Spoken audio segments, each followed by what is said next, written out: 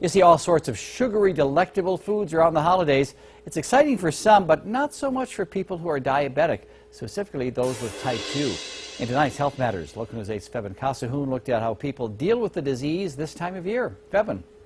Jay, people with diabetes know the risks, but if you're someone without diabetes, you can sometimes forget about the accommodations that have it. I spoke to a 20-year-old diabetic who explained how she deals with the disease. Holiday foods are a never-ending treat, and if you're a diabetic, you could be trying to avoid them. But here's some good news. A local dietitian says it's a common myth that people with diabetes can't eat those treats.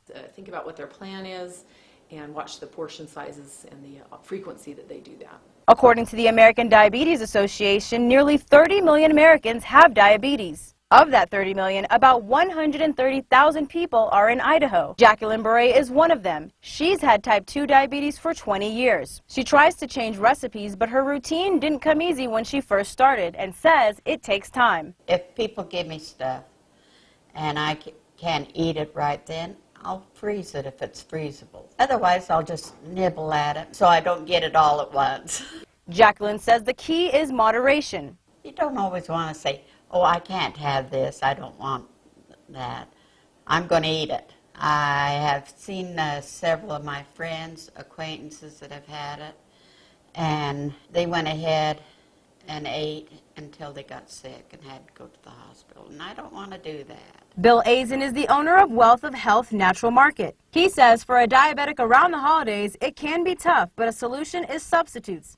And he's not talking about your usual Splenda sweeteners. Almond flour, which also happens to be gluten-free, but almond flour and using a sweetener like stevia or xylitol would produce a total carb count and a sugar count much lower than using regular white flour. He says that's one way to accommodate a person who is diabetic over the holidays. If you ever have a baked potato, always put butter, sour cream, or bacon, because those fats and proteins blunt how quickly that potato converts to sugar.